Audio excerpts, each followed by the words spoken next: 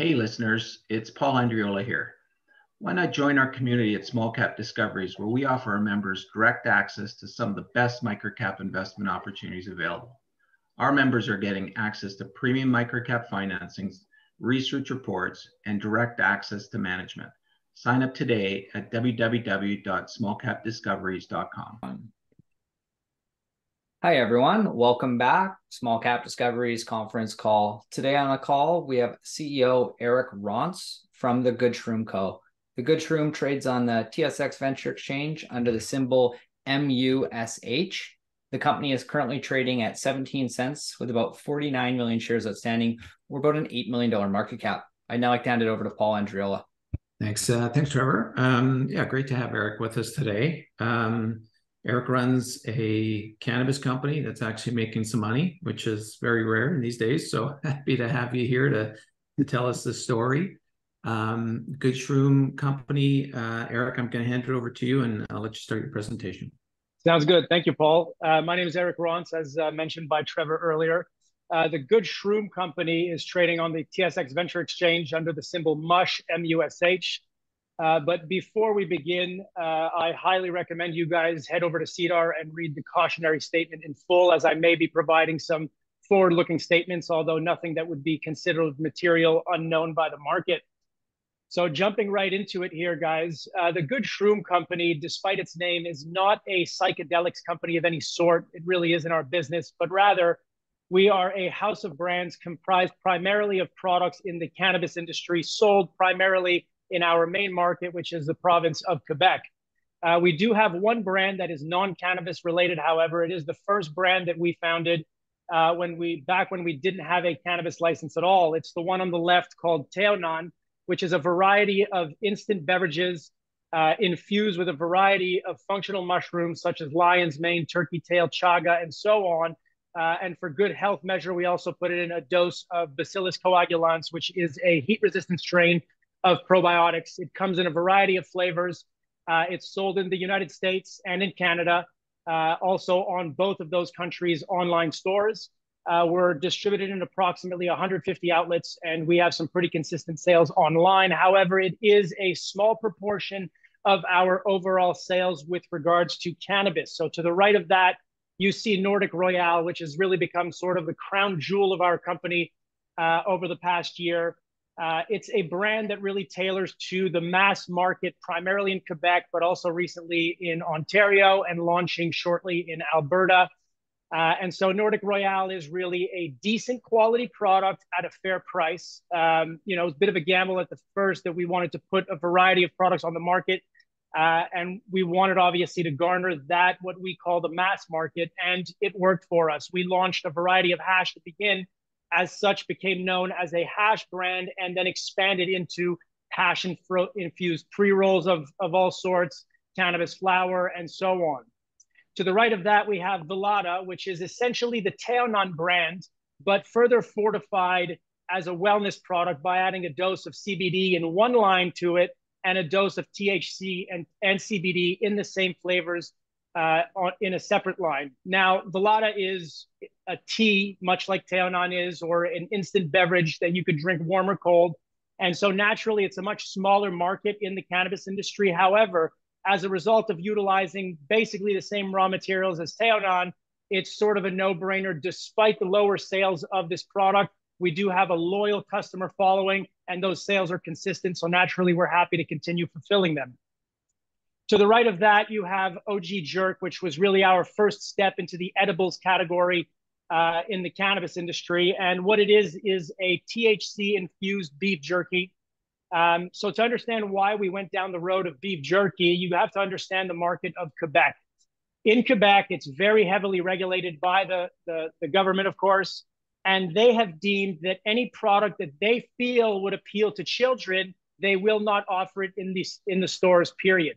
And so we went to the drawing board and said, well, what snacks would not appeal to children? And we came up with all kinds of crazy ideas. One of them, beef jerky. We pitched the products, the variety of products. The SQDC, which is the government authorized retailer in Quebec, picked up on the jerky. We launched it. It quickly climbed to the best-selling product in terms of units and dollars sold of the Quebec edibles category. Since that time, it's about 6 months now. It's been always within the top 3. Sometimes it's 1/3, depending on the week.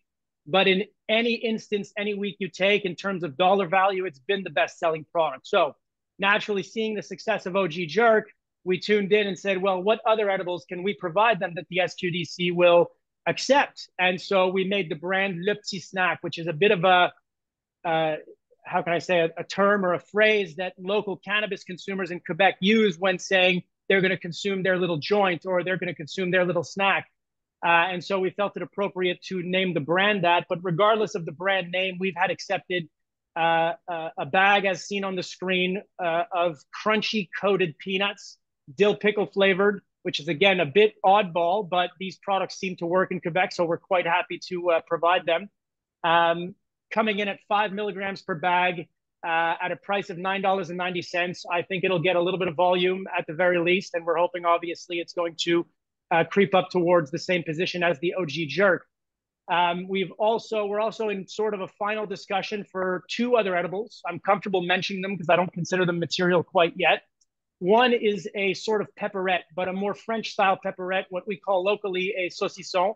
So we're infusing 4 pepperettes with 2.5 milligrams each to go and compete with our own product, OG Jerk, at a bit of a lower price point. And then we have another crazy product. Not sure how this one's going to do, but we'll give it a shot anyway. It's a infused ramen noodle kit. So your standard ramen noodle kit, like you all consumed as a student, except this time you get a little kick of THC on the side. Also offered at a price of, I believe it's $9.50 or $9.90. So we'll see how that does. Now, that kind of sums up a variety of categories within the cannabis industry, or niches, I should say, that we address. So we have teas, we have the mass market brand, we've got a funky edibles brand, another edibles brand to compete with it. One segment that I've had an eye on for a while, but I didn't really want to take the risk of dabbling in it, is really the higher quality, higher priced flower. And so recently we've had the acceptance of, and we created a new brand for high quality flower, in this case coming out of British Columbia. It's a bit of the foreign fruit, taste the sweetest angle that we want to offer Quebecers at large. And that brand name is Le Best dans l'Ouest, obviously translated as the best in the West. And so this is sort of our entry into that niche of higher quality, higher critique on Reddit sort of thing. So we're pretty well diversified. But overall, I would say, like I mentioned earlier, the crown jewel is really the Nordic Royale brand with that mass appeal. And at this point, it has a lot of brand loyalty. So when we launch a product, those customers that are already consuming product X or Y under that brand deviate towards it, and they're curious about new products that we launch. Now, I want to take you a bit into the operation of our company. And we really are not your average cannabis company. And I say that because, generally speaking, cannabis companies either cultivate or they process or they do both of these things, while we do none of them. In reality, we are a logistics and brand building operation. So we have a network of co-manufacturers that we've built over the past 2 years, some in Ontario, Nova Scotia, all the way out to BC. And what we do is basically, or what we did and we continue to do, is analyze the data that's available to us by virtue of cannabis being regulated and sold by the provinces, and find gaps in certain areas where we believe products could be placed. We could convince the provinces that they need product for such and such reason. And then we go out and find a retailer, a licensed producer that can provide us this product at capacity, with efficiencies, with some margin for us naturally. Now, at first, of course, this was a challenge for us because we had no name in the industry. We only had 3 listings and so on. But as we continued to build the company, obtain more listings, increase sales, it became obvious to our vendors that there's something here. These guys have access to the Quebec market in a way that we don't, because we don't understand it. So they're happy to continue providing us good pricing and so on. Furthermore, as those sales increase and we obtain more listings, it allows me and my team the leverage to go back, renegotiate prices, renegotiate payment terms, obviously in our favor. And with the increased volume, typically vendors are willing to play ball. And so what we've seen over the past 4 or 5 quarters is not just an increase in sales, but an increase in overall margin, which has led us to becoming net cash flow positive in the last reported quarter. And of course, the main, really the MO of our company for now is that we are a local brand serving the local Quebec market.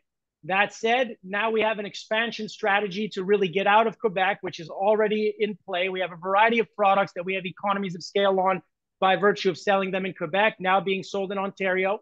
We've launched 2 products recently in Alberta, and we're going to launch 4 more over the course of the next 60 days. And really the sort of a lot of strategy that these companies have in the industry is to sort of carpet bomb the entire country, as many listings in as many provinces as possible. Our strategy is vastly different. To use the same analogy, we're sort of sniping our way through this war, one product at a time, one product call at a time.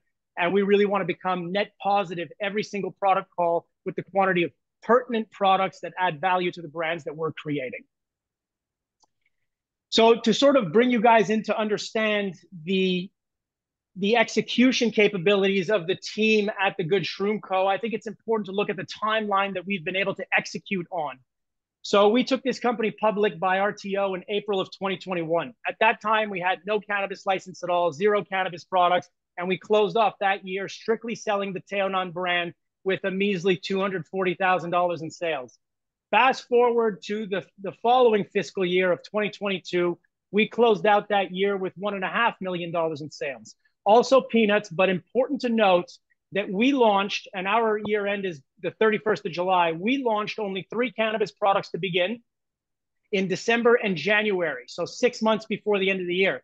Now, despite the fact that it was a new brand, we were quite content with the velocity that we obtained, specifically with one of those products, because as of Q1 the following year, we closed it out at north of $800,000, which ends October 31st, by the way. And by that time, one of our products, Afghan Gold, became a top 10 selling product in the hash category, which, by the way, hash in Quebec is by far the largest hash market in the country. Quebecers typically are hash consumers, those that smoke cannabis anyway. And we really, took a look at Afghan Gold and why it succeeded so well. It was not because of the price. We were priced a little bit higher than other similar products. It's really because we touched upon the nostalgic aspect of hash in Quebec. Typically, hash in Quebec used to come from Afghanistan or Morocco, the stuff that was purchased on the black market. So we aim to mimic the product that they used to smoke on the legacy market, and that's really what worked. And that's what kind of took off and really put the Nordic Royale brand in a different place. And we've expanded upon that and created other brands, as I mentioned earlier, ever since. So fast forwarding to Q2, the following quarter. And it's important to note, and these 2 quarters for me are interesting because Q1 and Q2 were very much status quo. No new launches, no new products, nothing different. And the sales, though it's insignificant, did increase from about 820,000 to almost 890,000. And to me, that was a big sign that we were in the right direction with building this brand, because we now see that we have customer loyalty. Not only that, but the same products are selling more units every single week. And the result is, of course, higher sales. Now, if you fast forward to Q3, which is the last reported quarter, the quarter in which we became cash flow positive, we had launched a variety of new products. For the most part, we're under the Nordic Royale brand. And we launched as well the OG Jerk THC infused beef jerky. So this occurred in the last half of the quarter. So Q4, you might expect that going into the Q4, obviously sales are not beginning in Q4, but they have begun, and they will continue at the very least till the end of that quarter and further into the future. So we're expecting to see some increased sales. We being cash flow positive at the end of Q3. We don't expect that to change for Q4, but of course, wait for those results as they become available for the year, due in approximately 30 or 60 days. Quick note about the province of Quebec, which again is our main market. The way the province works is typically when you have a product that you're launching in Quebec, they have about 100 stores total in the province. And they'll launch you in what they call the nursery. Now, they have 2 nurseries, which is 2 sets of 25 to 30 stores, equally proportioned geographically across the province, which they use to look at generally, how well do Quebecers perceive your product? What are your sales like, and so on? And then 6 months later, they choose to either put you in the full planogram or take you off. But their decision to do so is not always financially derived. Sometimes they want to have a more diverse offering of a segment of the product, and they'll say, well, we need to make space for more diverse offering, so they'll take off a product that sells well. In other words, it's sort of a perpetual game of product submission where if you have a product that gets taken off, that's fine, so long as you have at least 2 products that got in. And so that's what I call a net positive win in the province of Quebec. And we have a good track record of having some pretty good net positive wins in our province. So all of that is fine, of course. I wanted you guys to understand the how we got to where we are today. But even more importantly is how do we expand from where we are right now? And the answer to that is essentially to continue doing exactly what we've been doing into the future. And so, of course, it's utilizing that local Quebec heritage and the understanding of the market and the data available to us to identify where those gaps lie in the market, fill them, and continue to progress with net positive wins every 6 months when there's a product call / product launch. Another efficiency and an advantage that we have in Quebec, by the way, and to have you guys understand this, typically in Ontario or in any other market in the country, or in the CPG business, non-cannabis at large, if you have a large retailer with 75 or 100 stores, they'll typically have a distribution center. They'll issue a PO, you ship the product or the order, a few pallets worth, let's say, to that DC. From that DC, they handle the logistics of their different retailers' orders. Since we're talking about the government of Quebec, they like to complicate things typically. They've left that burden of logistics upon the LP. In other words, we need to ship to 97 SQDC stores every single week of the year, every order to every store. So that means 97 parcels that need to be picked and packed, put in a box, and shipped. Now, it's not such a problem if you're a local company, but if you're shipping from Nova Scotia or Manitoba, it gets expensive. It chews away the margins, and it even puts into question if it's worth selling. So those out-of-province LPs that have wanted to sell, they've found there's 2 of them out there, logistics companies that handle this. Naturally, they charge an arm and a leg having the license from the government to do it, which increases their cost of goods sold. We've taken it upon ourselves to pick and pack the orders, negotiate the deal with Purolator. And what we're seeing now is, at first, we were, even when we began with only 3 products, we were under the cost that it would cost us with a third party doing it. But now we have 15 or 20 products selling at a variety of stores across the province. We're seeing exponentially less despite the bigger shipping bill on a per unit basis. And so our margins continue to increase as a result of the higher sales that we're able to get. I mentioned earlier our sort of second step into the edibles category of Quebec and beyond. We plan on doing it. The OG Jerk is launching in Alberta in sometime in the next 30 or 60 days. We're just waiting on a PO for that. But really it is to expand upon the edibles category, continue to provide innovations under the Nordic Royale brand. We have 5 infused joints launching in Quebec, which the SQDC gave us based on the success of the only 1 infused joint that we have right now. Or I said 5, sorry, I meant 4, 5 total we'll have in the category.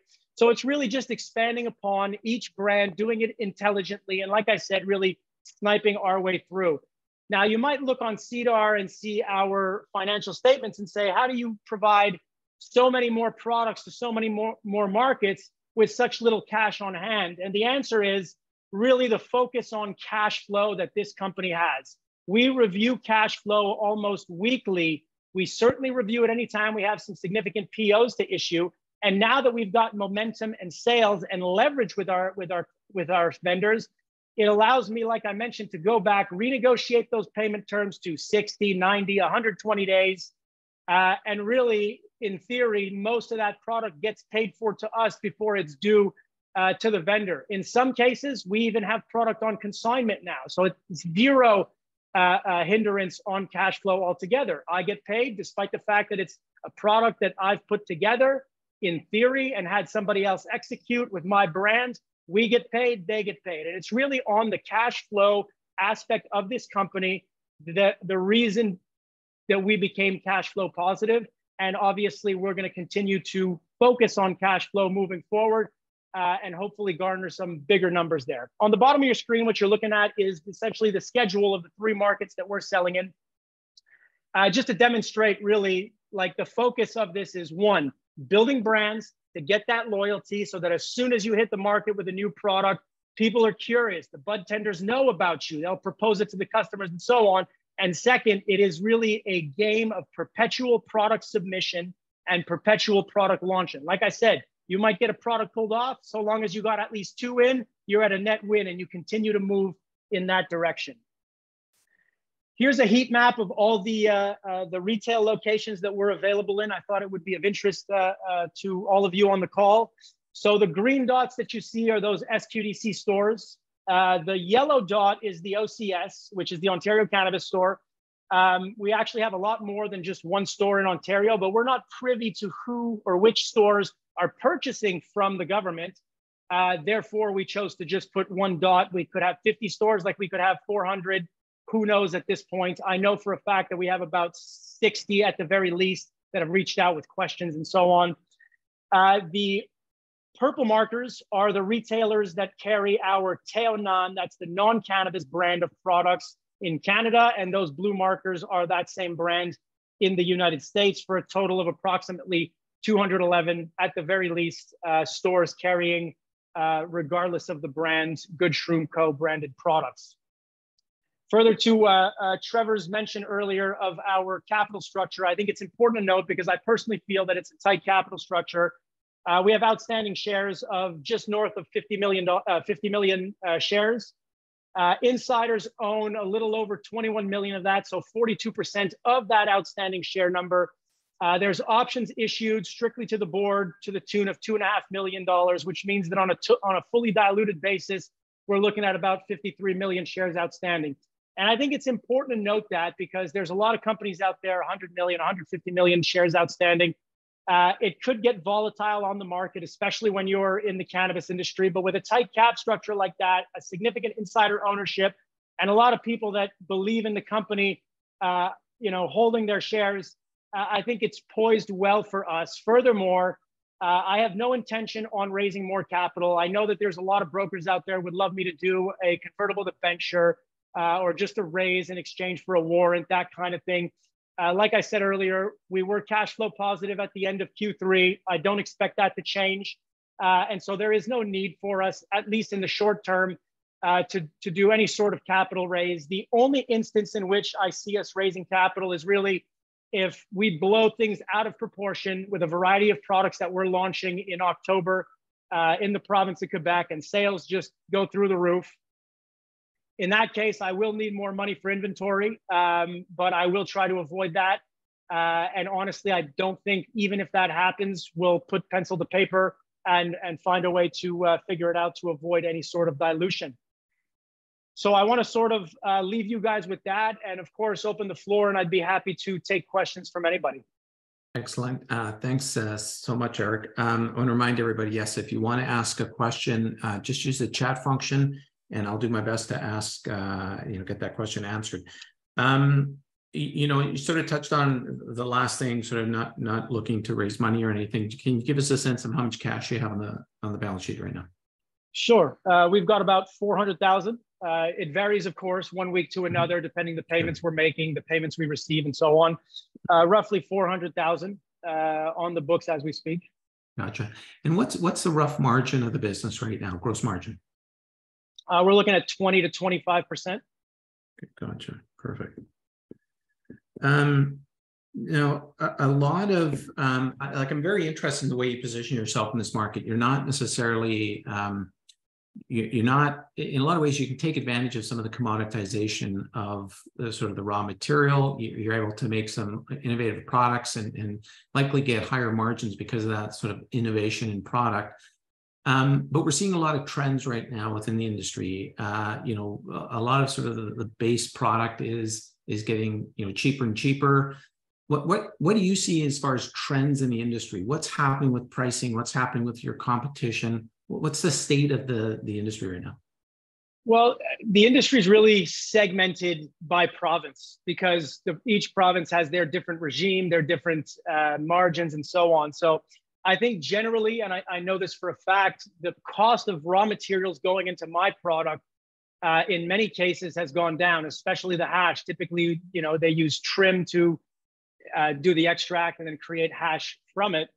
So I think that the price of cannabis flower is continuing to go down.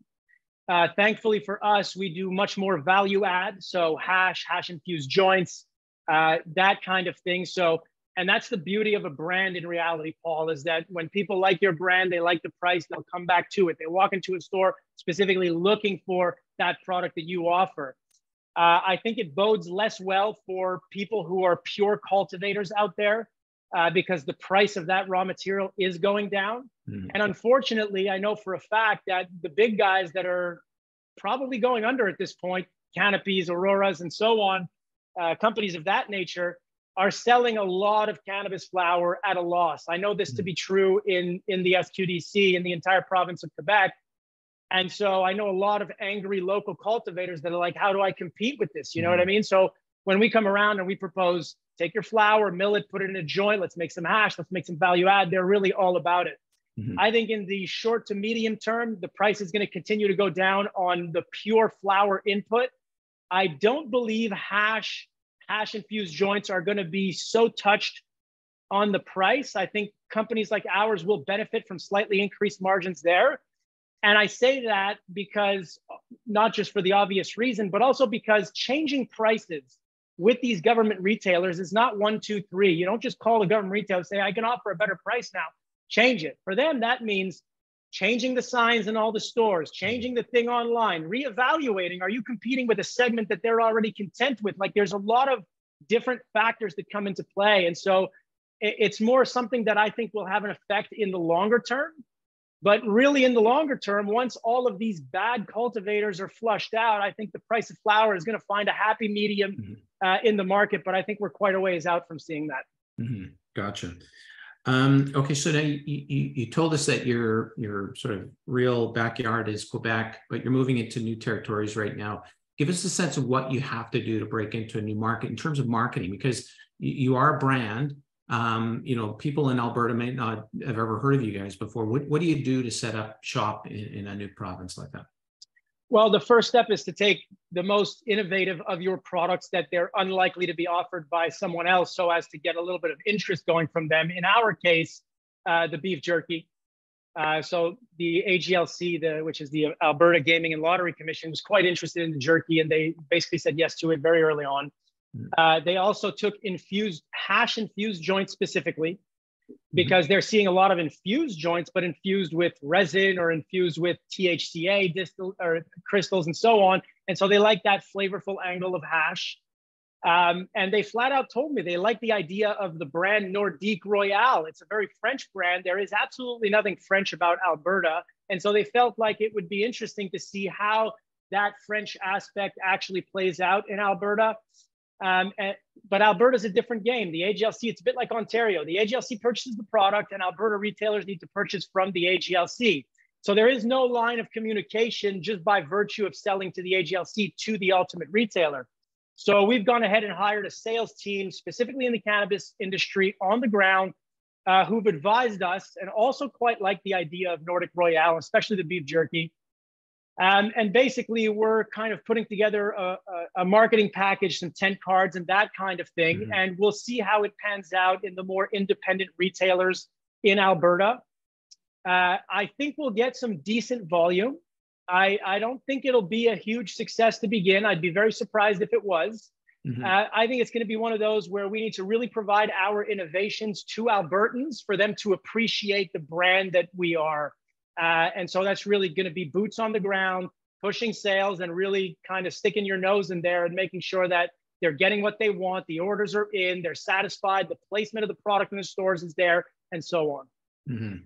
Now, another thing that I like about your business is you're asset light, right? So you don't have big manufacturing facilities. You contract out a fair bit of what you do.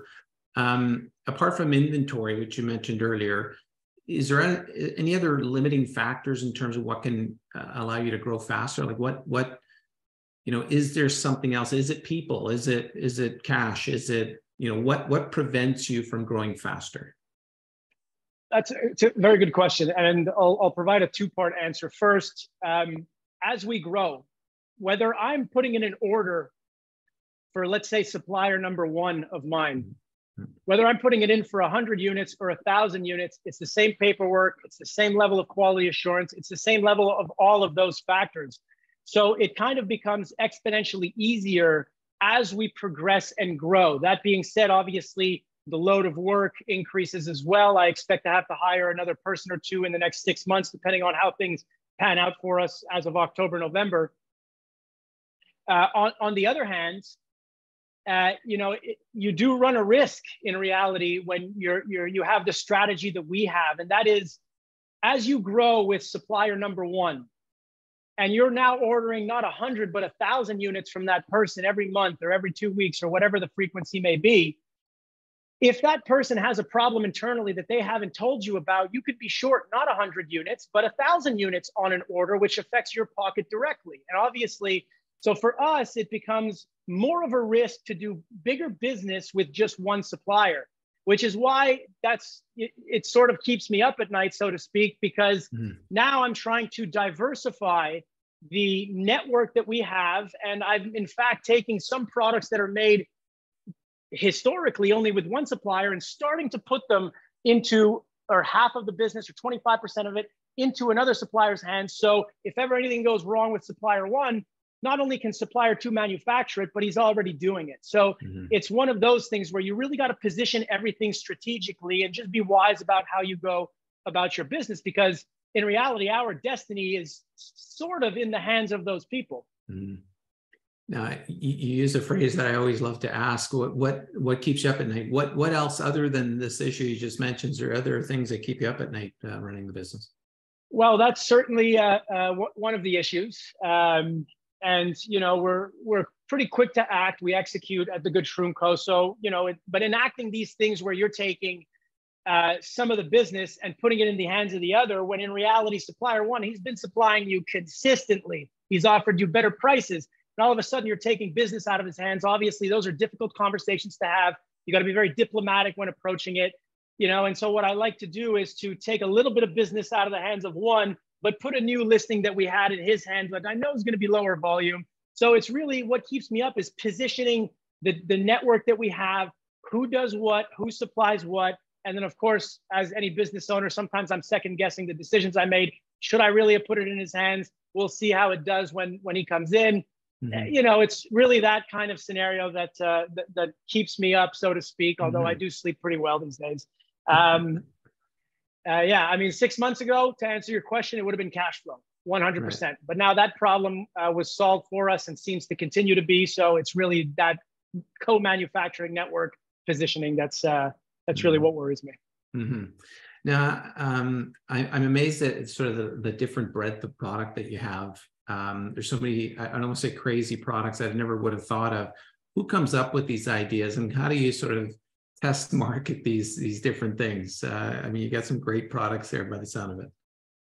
Yeah, it's, like I was saying earlier, we get the data from the province. So we know exactly, I could tell you competitor number 1, 2, and 3 of the product that I'm looking at down to the unit, how many units they sell, which week they sold, the price they sell, which means they sell it to the SQDC at this price. And I can calculate more or less the margins that they're making on it, knowing what we know about the industry. So we look for those gaps. And early on, I realized that gap was really the hash market, which is what drove us into hash in reality. And then you offer 1 hash and 2 hash. And then, I was looking at the pre-rolled joints sales, not hash infused in any way. And they were selling quite a bit, but we don't have that pre-roll capacity. And I couldn't find a supplier that could provide me product at a price that allowed me to compete. So again, we decided let's find a way to infuse that flower with hash.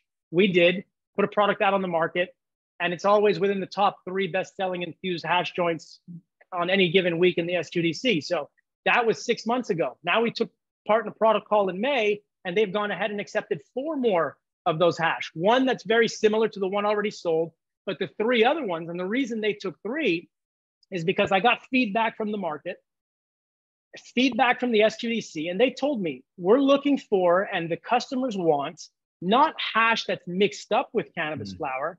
They want what's called locally a hash snake.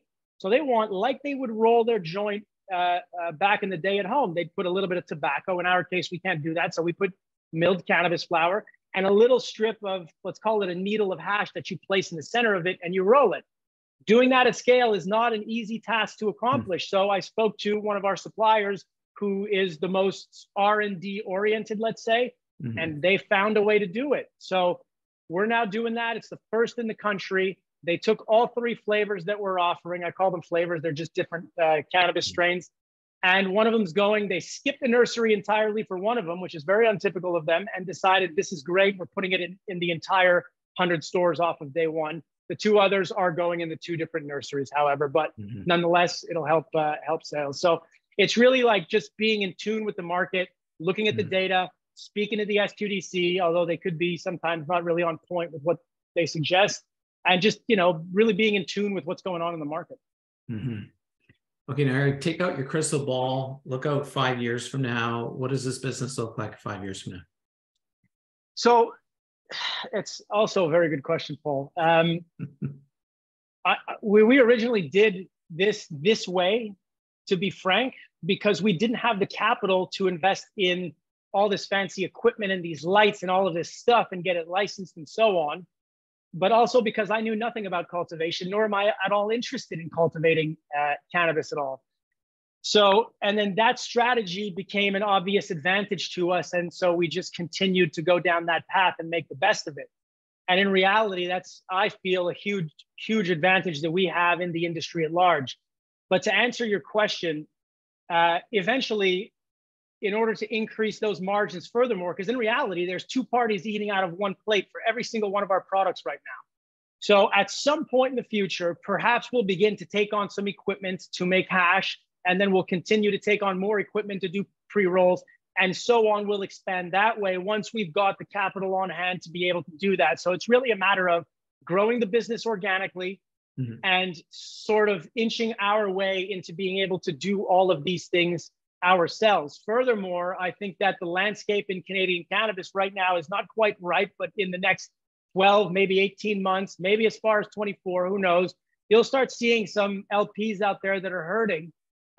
You know, and there'll be some equipment that comes on the market for cheap. There'll be some expertise out there looking for a job and so on. So I think that, you know, those are opportunities that'll come around in due course. So, you know, 5 years from now, perhaps we're making and manufacturing our own stuff, but also perhaps not. Perhaps the strategy proves to continue to be fruitful for us, and we just continue to do what we do best, which is develop and focus on the brand aspect of the industry. I mean, do you see geographical markets that you won't go into? Like, is there markets that don't make sense right now for what you're doing? Sure. BC is quite difficult. The legacy market in British Columbia is really, you know, taking its toll on the legal market. So I kind of want to take a step back and wait before I adventure myself into a market that I know nothing about. I think Alberta is going to be our second market. I'm quite hoping it is. It's the third market that we sell into, but I'm hoping it outpaces quickly Ontario, because Ontario is quite difficult to deal with. They have a regime that's very cutthroat, very difficult to deal with. You're not privy to any information. Their laws are kind of outrageous. So I kind of want to not divest from Ontario. I'm going to continue selling in Ontario the products that we have, and any placement or any submission I make to Ontario is really going to be strategically, because we have huge economies of scale and on any particular product, and we can afford to take that risk with those products because they have a home, if it doesn't work there, in Quebec or in Alberta. So that's really the strategy there. I think Nova Scotia, for Nova Scotians, is a great market. I would love to be able to go there, but they're very protectionist. They love that local business aspect, much like Quebec. And I quite respect that about them. PEI is tiny. It's not even really worth looking at. So, you know, I really think that for us, Manitoba, to answer your question. So Quebec, obviously, Alberta, I'm quite hoping pans out well for us. Our next step is Manitoba, and we'll remain in Ontario. And I think that for the next 2 years is really the focus of the company. Like I said, a lot of people in this industry, they like to try to carpet bomb the country. We really have to focus and snipe our way through, or else you end up with all kinds of inventory that could be selling or not, and carrying that on the books isn't good for you or me. I'd imagine almost in hindsight, you look back, and the fact that you didn't get all the money that all these other big players did, it really made you have to be innovative and nimble to be able to survive. And it looks like you've done a great job doing that. Eric, as investors now, we're watching the company. What sort of catalyst or metric do you think we should really focus on to understand how you guys are doing?